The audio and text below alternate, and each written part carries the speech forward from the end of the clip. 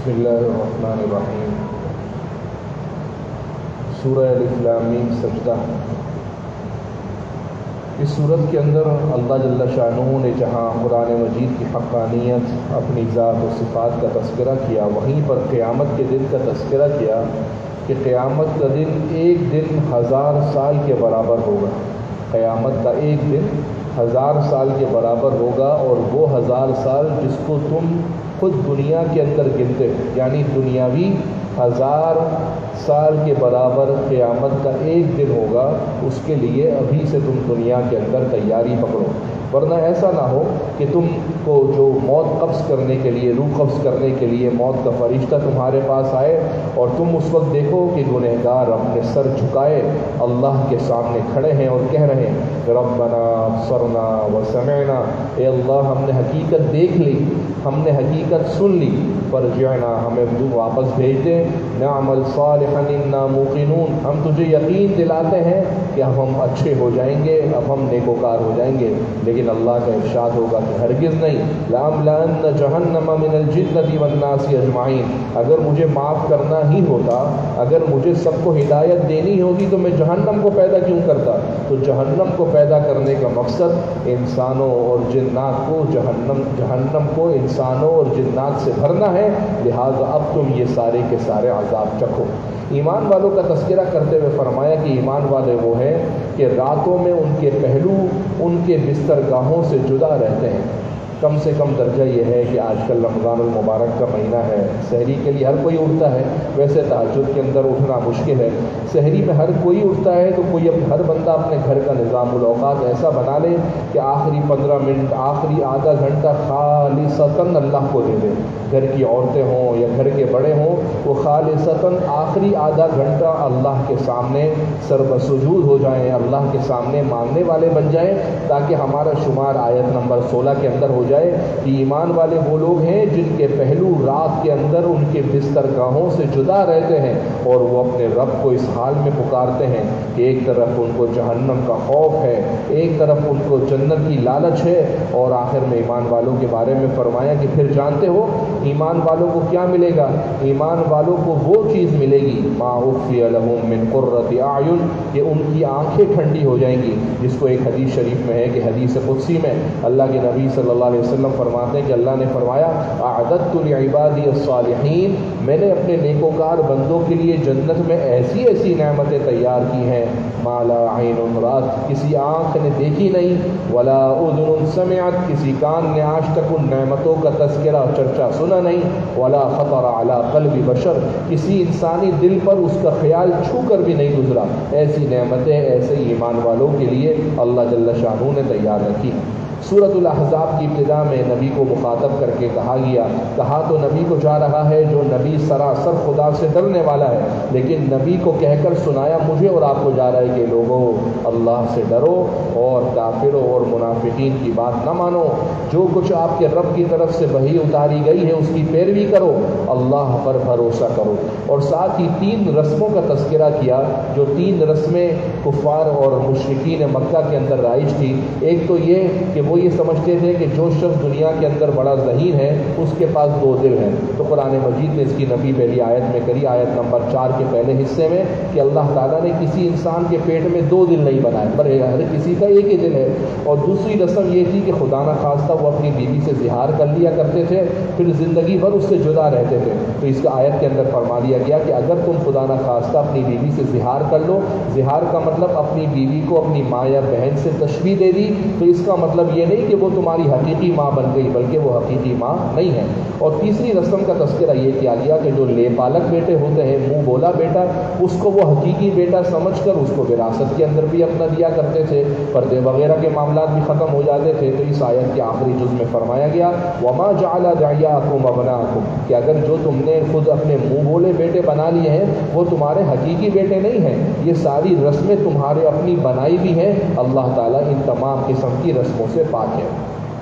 اگلی آیتوں کے اندر غزوہ خندق کا تذکرہ کیا اور 21 میں فرمایا تمہارے لیے اللہ کے رسول کی ذات نیک نمونہ ہے اس شخص کے لیے جو اللہ سے ملنے کی امید رکھتا ہے اور اللہ کو کثرت سے یاد کرتا ہے۔ اس کے بعد آپ صلی اللہ علیہ وسلم کے بارے میں آیت نمبر 28 میں اس بات کا تذکرہ ہوا کہ جب دین کے اندر فتح ہونے لگی اور مسلمانوں کو شان و شوکت ملنے لگی، مال غنیمت ملنے لگا، تو ساری ازواج مطہرات نے آپس میں پلاننگ کری اور پلاننگ کر کے بولا کہ اب ہم تو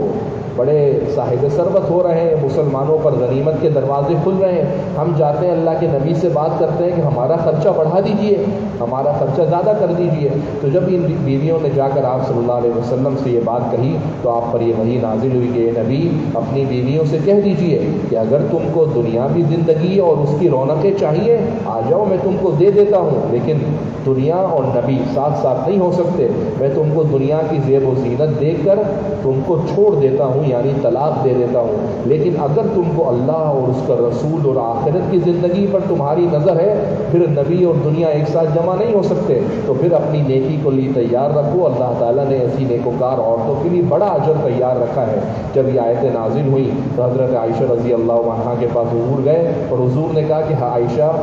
حکم اور فیصلہ کرنے میں جلدی مت کرنا، اپنے والد سے مشورہ کر لینا، کہیں ایسا نہ ہو تم غلط چیز چن لو۔ حضرت عائشہ کہنے لگی بھلا میں کیسے غلط چیز چنتی ہوں؟ اختار اللہ و رسولہ، میں تو اللہ اور اس کے رسول کو چنتی ہوں۔ گویا اس آیت کے اندر یہ بتایا گیا کہ اگرچہ مسلمانوں پر فتح کے دروازے کھل گئے، لیکن مسلمان کی جو نبی ہیں، نبی کی گھر کے اندر اس قسم کی دنیا کی زیب و زینت کا جمع ہونا ممکن نہیں ہے۔ اگلی آیتوں کے اندر پردے کی ترغیب دی گئی اور عورتوں کو کہا گیا، دراصل پردے کے 3 احکامات نازل ہوئے ہیں۔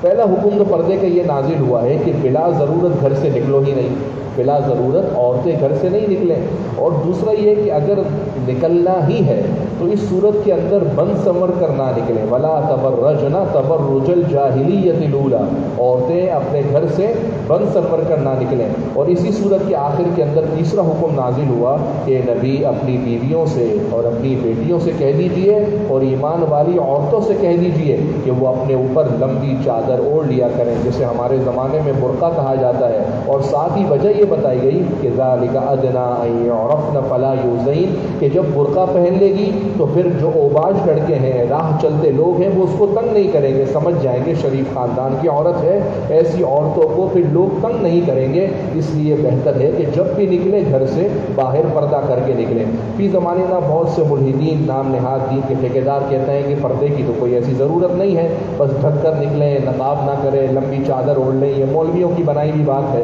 دیکھیں جب یہ دین کا حکم آیا ہے تو سب سے پہلے مخاطب اس پردے کے حکم کا کون تھا؟ حضور کی بیویاں تھیں، اور حضور کی بیویوں کو پردہ کرنے کا کہا کس سے جا رہا تھا؟ پہلے مخاطب کون تھے؟ صحابہ تھے۔ حضور کی بیویوں کی پاکی پر قرآن اترا ہے، سورۃ النور ہم نے پڑھی، اور صحابہ کی پاکی پر قرآن اترا ہے، اولئک الذین امتحن اللہ قلوبہم للتقویٰ۔ تو جب اتنی پاکی کے باوجود امہات المومنین اور حضور کی بیٹیوں کو پاکیزہ ہستیوں سے پردہ کرنے کا کہا جا رہا ہے، تو آج کے زمانے کی عورتیں باہر کے لوگوں سے پردہ کیسے نہ کریں؟ تو یہ قرآن کا حکم ہے، پردہ کسی کا بنایا ہوا حکم نہیں ہے۔ عورتیں آپ صلی اللہ علیہ وسلم کے پاس آئیں اور کہنے لگیں کہ ہر حکم مرد کے لیے آتا ہے، یا ایھا الذین آمنوا، ہمارے لیے کوئی حکم نہیں آتا۔ تو اس پر قرآن مجید کی آیت نمبر 35 نازل ہوئی، جس کے اندر ہر مرد کے ساتھ عورت کی صفت کا بھی تذکرہ کیا گیا کہ اسلام لانے والی عورت، ایمان لانے والی عورت، عبادت کرنے والی عورت، سچ بولنے والی عورت، صبر کرنے والی عورت، خشوع خضوع کرنے والی عورت، صدقہ کرنے والی عورت، روزہ رکھنے والی عورت، اپنی شرمگاہوں کی حفاظت کرنے والی عورت، اللہ کا ذکر کثرت سے کرنے والی عورت۔ ان کے ساتھ مردوں کا بھی تذکرہ کیا گیا، عورتوں کا بھی تذکرہ کیا گیا، تاکہ عورتوں کو بھی تشفی ہو جائے کہ ان کا یہ کہنا تھا کہ ساری باتیں تو مردوں کے بارے میں آ رہی ہیں، عورتوں کے بارے میں کیوں آیت نہیں آتی؟ تو اس لیے یہ آیت نمبر 35 اتری۔ آیت نمبر 36 کے اندر ایمان والوں کو کہا گیا کہ ایمان والوں، جب کسی معاملے میں اللہ اور اس کے رسول کا حکم آ جائے تو پھر تمہارے لیے کوئی اختیار نہیں بچتا، پھر تمہارے لیے کوئی چوائس نہیں ہے کہ ہم یہ کریں یا نہ کریں۔ صاف حکم ہے کہ کسی ایمان والے کی یہ مجال نہیں کہ جب اللہ اور اس کے رسول کا کوئی حکم آ جائے پھر اس کے لیے اپنے معاملے میں اختیار بچے، پھر کوئی اختیار نہیں ہے، پھر بات ماننی ہی ماننی ہے۔ اور اگر کسی نے نہیں مانی وَمَن يَعْصِ اللَّهَ وَرَسُولَهُ فَقَدْ ضَلَّ ضَلَالًا مُبِينًا، تو ایسا شخص بڑی گمراہی میں مبتلا ہو گیا۔ آیت نمبر 40 کے اندر حضرت محمد صلی اللہ علیہ وسلم کے بارے میں کہا گیا کہ حضرت محمد اللہ کے رسول ہیں، اور صرف رسول ہی نہیں بلکہ تمام نبیوں کی مہر ہے۔ مہر خط کے شروع میں لگاتے ہیں کہ آخر میں لگاتے ہیں، تاکہ بالکل آخری حصے میں لگائی جاتی ہے۔ اسی طریقے سے حضرت محمد صلی اللہ علیہ وسلم خاتم النبیین ہیں، یعنی تمام نبیوں کی مہر، نبیوں کا جتنے سلسلے ہیں ان تمام سلسلوں کی آخری مہر اور لڑی وہ ہمارے نبی جناب محمد رسول اللہ صلی اللہ علیہ وسلم ہے۔ مسلمانوں کو حکم دیا گیا کہ ایمان والو، جب اللہ اور اس کے فرشتے نبی پر درود بھیجتے ہیں تو اے ایمان والو تم بھی درود بھیجو اور سلام نبی کے اوپر بھیجا کرو۔ اگلی سورہ سورہ سبا کے اندر جہاں اللہ تعالیٰ کی ذات و صفات کا تذکرہ ہوا، وہاں پر ایک قوم کا تذکرہ ہوا جس قوم کا نام لقد کان لسبع کی آیت میں سبا کہا گیا ہے۔ یہ وہ قوم تھی جس کے پاس خوب نعمتیں میسر تھیں، اللہ کی ہر نعمت ان کو ملی ہوئی تھی، پانی، روزگار، ذائقے والی چیزیں سب اللہ نے ان کو دی تھی، لیکن جب یہ اللہ کے حکم سے روگردانی کر بیٹھے تو اللہ تعالیٰ نے ان کے اوپر بند کا عذاب مسلط کر دیا۔ انہوں نے بڑے بڑے ڈیم بنائے تھے تاکہ پانی ایک جگہ پر رک جائے اور پانی ہماری بستیوں میں نہ آئے، اور ان کی بستی دو پہاڑ کے بالکل درمیان میں تھی۔ پہاڑوں پر پانی بارش ہوتی تھی تو پہاڑوں کے کناروں پر ڈیم تھے کہ سارا بارش کا پانی آ کے رک جایا کرتا تھا، جب ضرورت ہوتی تھی تھوڑا سا سوراخ کر کے لے کر پانی بند کر دیا کرتے تھے۔ لیکن جب انہوں نے اللہ کی نافرمانی کری تو اللہ فرماتے ہم نے یہ کیا کہ چوہے مسلط کر دیے، چوہے مسلط کیے، انہوں نے ڈیم اور جو بند لگائے تھے اس کی جڑوں کو کھوکھلا کرنا شروع کر دیا۔ انہوں نے کہا کوئی مسئلہ نہیں، انہوں نے ان چوہوں کے اوپر بلیاں چھوڑ دی، لیکن جب کہتے ہیں کہ جب تقدیر کا وقت آ جائے تو پھر سارے تجربے بیکار ہو جاتے ہیں۔ یہ چوہے اتنے طاقتور تھے کہ بلیوں کو کھا گئے، اور آخر کے اندر جڑوں کو ایسا کھوکھلا کر دیا کہ دونوں طرف پہاڑوں سے ڈیم اور بند ٹوٹا اور پوری کی پوری بستی پانی کے اندر غرق ہو گئی۔ اللہ فرماتے یہ سب اس لیے کہ انہوں نے ہماری نعمتوں کی ناشکری کری۔ آیت نمبر 30 سے اس کا تذکرہ ہے کہ قیامت کے دن گنہگار اللہ سے کہیں گے اے اللہ ہم تو مجبور تھے، یہ جو ہمارے بڑے ہیں، ہمارے اکابرین ہیں، ہمارے سرپرست ہیں، ان کو آپ دگنا عذاب دیجیے۔ تو یہ بڑے کہیں گے کہ بھائی ہم نے تم کو تھوڑی ہدایت سے ہٹایا تھا، ہم نے تو تمہارے ساتھ کچھ بھی نہیں کیا تھا، ہم تو خالی اپنی راہ پر چل رہے تھے، تم تو ہمارے پیچھے پیچھے ہو لیے، اس میں ہمارا کیا قصور ہے؟ تو اللہ تعالیٰ فرمائیں گے دونوں کے دونوں جہنم میں رہو، اور ساتھ ہی فرمائیں گے فرماتے ہیں وما ارسلنا فی قریۃ من نذیر الا قال مترفوها کہ جب بھی ہم کسی بستی کے اندر کوئی ڈرانے والا بھیجتے ہیں تو اس بستی کا جو بڑا طبقہ ہوتا ہے، چودھری حضرات ہیں، بڑے حضرات ہیں، وہ اس کے عذاب کے اندر سب سے پہلے مبتلا ہو جاتے ہیں، غریب لوگ بعد میں ہوتے ہیں، پہلے مالدار طبقہ دین کے خلاف ہو جاتا ہے۔ سورہ فاطر کی ابتدا میں اللہ جل شانہ نے اس عقیدے اور یقین کا تذکرہ کیا کہ وہ عقیدہ اگر میرے اور آپ کی زندگی کے اندر آ جائے تو پوری دنیا کی آسائشیں ہمارے پاس آ جائے۔ وہ کیا ہے؟ ما یفتح اللہ للناس بالرحمہ، اللہ تعالیٰ اگر کسی پر اپنی رحمت کے دروازے کھولنا چاہے تو کوئی اس کو ہٹانے والا نہیں، وما یمسک، اور اللہ تعالیٰ کسی سے اپنی رحمت کے دروازے روک دینا چاہے فلا مرسل له من بعدی، تو کوئی اللہ کے سوا اس کو دینے والا نہیں۔ یہی ہمارا ایمان اور عقیدہ ہے۔ ایمان والوں سے کہا گیا ایمان والو اللہ کی نعمتوں کو کثرت سے اپنے اوپر یاد کرو اور سوچو کہ اللہ کے علاوہ کوئی اور ہے پیدا کرنے والا جو تم کو آسمان اور زمین سے روزی دے؟ جب اللہ کے سوا کوئی معبود نہیں ہے فَأَنَّىٰ تُؤْفَكُونَ، تو پھر تم کدھر بھٹکے جا رہے ہو؟ تمام انسانیت کو مخاطب کر کے آیت نمبر 15 میں کہا انسانوں انتم الفقراء الی اللہ، تم سارے کے سارے اللہ کے محتاج ہو، واللہ هو الغنی الحمید، اللہ بے نیاز اور قابل ستائش ہے۔ اگر تم یہ سمجھتے ہو کہ تم سارے کے سارے اللہ کے نافرمان بن جاؤ گے تو ان یشاء یذہبکم، اللہ تم سب کے سب کو ہلاک کر دے گا اور تمہارے مقابلے میں ایسی نئی مخلوق لائے گا جو اللہ کی بات ماننے والی ہوگی۔ ایمان والوں کے بعد علماء کرام کا تذکرہ کیا گیا کہ حقیقی معنوں کے اندر اللہ سے خوف رکھنے والے، اللہ سے ڈرنے والے علماء ہی ہیں، اور ساتھ ہی فرمایا گیا کہ وہ لوگ جو کتاب اللہ کی تلاوت کرتے ہیں، نمازیں قائم کرتے ہیں، جو کچھ ہم نے ان کو رزق دیا ہے سب کے سامنے چپکے چپکے وہ خرچ کرتے ہیں، یاد رکھیں وہ ایسی تجارت کر رہے ہیں جس میں کوئی گھاٹے کا سودا نہیں ہے۔ وہ کیسی تجارت کر رہے ہیں؟ کوئی نقصان نہیں۔ آپ کتنی اچھی سرمایہ کاری، کتنا اچھا کاروبار، کتنی اچھی تجارت کر لیں، 0.001% تو نقصان کا خطرہ ہے، لیکن یہ وہ سرمایہ کاری ہے قرآن کی تلاوت، نمازوں کا قیام، اللہ کی راہ میں خرچ، کہ اس سرمایہ کاری میں، اس کاروبار میں کسی بھی قسم کا کوئی گھاٹا نہیں ہے۔